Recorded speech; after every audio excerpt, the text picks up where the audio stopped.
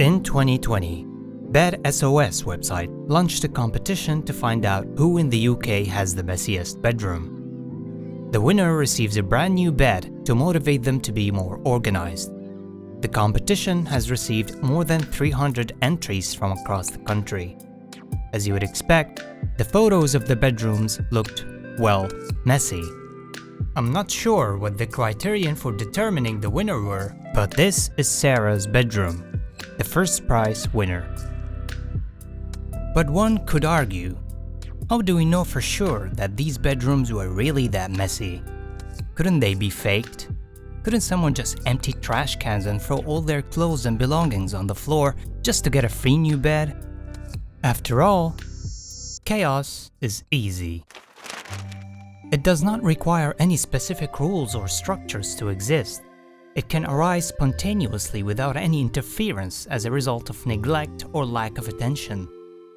If you were asked to clean Sarah's room, it might take you several hours or a couple of days to finish cleaning, but if you were asked to make it messy and dirty, then a few minutes of cathartic destruction would be totally enough for you. Keep in mind, it's not only about bedrooms here. I'm talking about every space you spend time and live in, and how you can be affected by chaotic spaces through all of your 5 senses. A 2016 US study found that background clutter made it harder for participants to correctly interpret the emotional expressions on the faces of characters in a movie. People who live in a cluttered house are twice as more likely to choose eating a chocolate bar over an apple.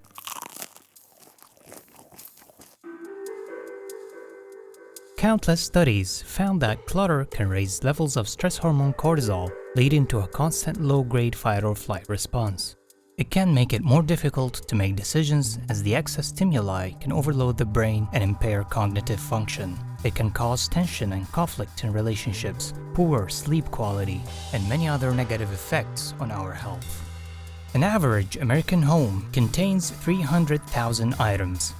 If you used each item for a single minute, it would take approximately 7 months for you to fully utilize all the stuff you own. This led to the rise of the minimalism movement, a lifestyle that has become a trend in recent years. In a 2019 survey, about 60% of Americans said they are interested in a more minimal lifestyle. The global market for organizational tools and products, such as storage containers and decluttering services, is estimated to be worth over $10 billion.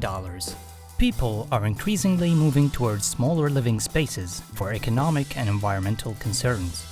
With smaller living spaces, designers and architects use several techniques for having more storage, such as using built-in storage cabinets that function as partitions between rooms, underbed storage, and multipurpose furniture that double as a storage container. There are countless design and organization tricks and products that you can find online, all of which signifies that having a tidy home reflects a better image of yourself. For the ancient Greeks, order was not just a practical necessity for maintaining society, but also a moral virtue. They believed that living a life of order was essential for achieving happiness and living a good life. Unlike chaos, order involves intentional actions and decisions to achieve. It involves setting goals, making plans, and taking deliberate actions to achieve those goals. It's true, chaos is much easier to achieve than order, but it definitely comes with a painful price. Or does it? Pareidolia is the tendency to perceive a specific, often meaningful image in an ambiguous visual pattern. How many times have you gazed at random clouds that seem chaotic at first glance, but then you try to find the shape of an animal or a cartoon character? Our brains have a natural tendency to detect patterns and create associations between different pieces of information, because it helps us understand the world around us and feel a sense of control. This means that having some level of chaos in our lives will help us break out of our comfort zones, challenge ourselves, and grow as individuals. It helps us develop resilience and adaptability. For many artists and designers, too much order can sometimes lead to boredom and a lack of motivation. The unpredictability of a chaotic environment can inspire new ways of thinking and spark fresh ideas which can be incorporated into their work. In other words, chaos can be a means of self-expression.